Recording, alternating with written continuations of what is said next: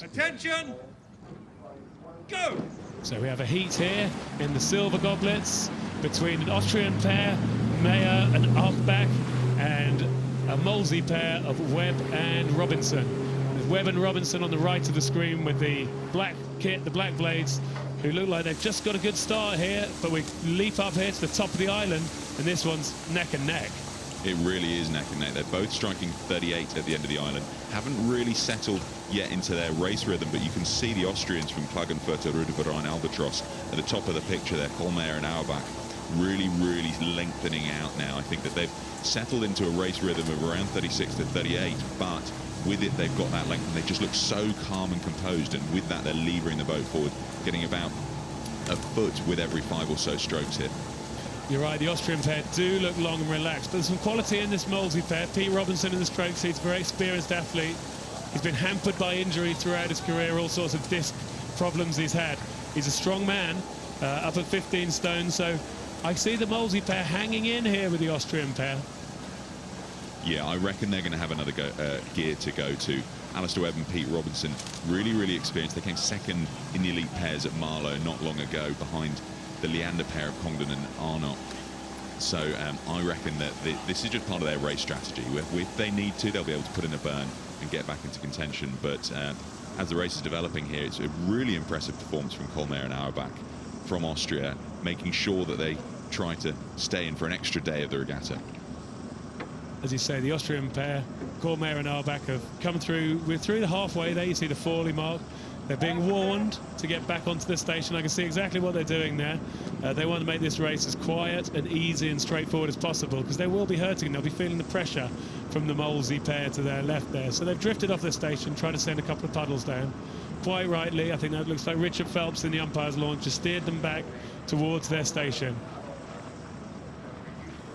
So Webb and Robinson of Molesey up there striking 34. Auerbach and Kollmeier from Austria dropped their rating ever so slightly down to 32. So they've got quite a margin lead here, but anything can change, particularly in pairs racing. All it takes is one wobbly stroke from either rower, and suddenly not only have you got a boat stopper, but it can also pitch you just ever so slightly off angle, so you've got to get your direction right again before you can get yourself underway. So it's really easy to mess up a race, particularly in the late stages when you're tired, and it's really important to keep that composure. This Austrian pair look like they're doing that, but anything can happen. The Austrian pair are just in a controlling position enough that they're out of sight of the Molesey pair, and they're able to just let the bow wave just start to affect them, so just start to affect the steering and just make it uncomfortable for the Molesey pair. It's going to be pretty tough for the Molesey pair, even though they're going past Remenham Club, of which Molesey is one of the members, so they should hear a good cheer that you can hear coming on there,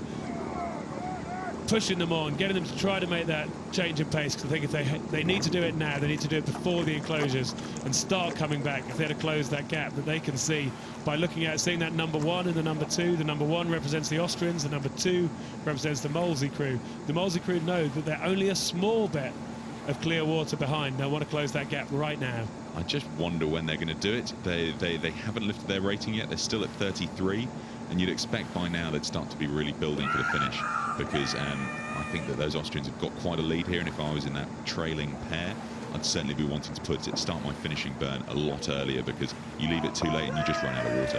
And you see the Molesey crew, they haven't been able to make that move, and they actually look like they're just being pulled in. So on that head-on shot, we can just see the Molesey crew looking like they've just sort of caught the bow wave, and when that happens, when you're steering the boat, you just feel that you drift off your station, you drift in towards the other crew, and it's a really unpleasant kind of feeling, because instead of what we were thinking might happen, that they were looking to close that bit of clear water, that clear water is still right there.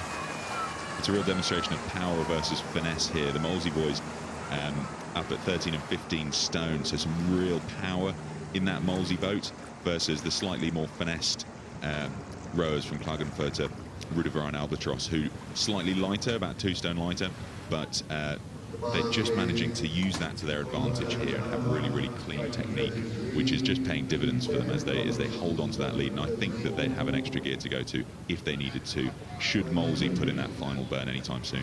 Well, there's only one race for coxless pairs here at Henley, so we've got a club and then we've got the representatives here from Austria.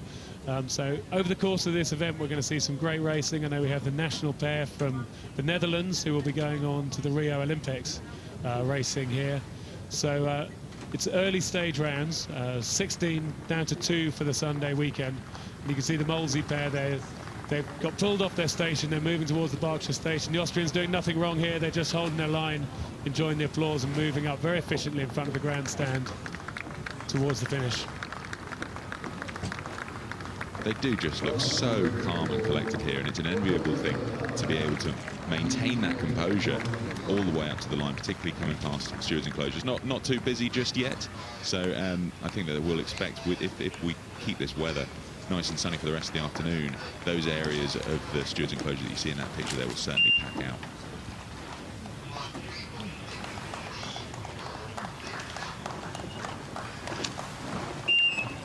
So we see the Molesey crew, the heads drop as they come across the line. Pair here from Austria winning this heat in the goblets ahead of the pair from Molesey.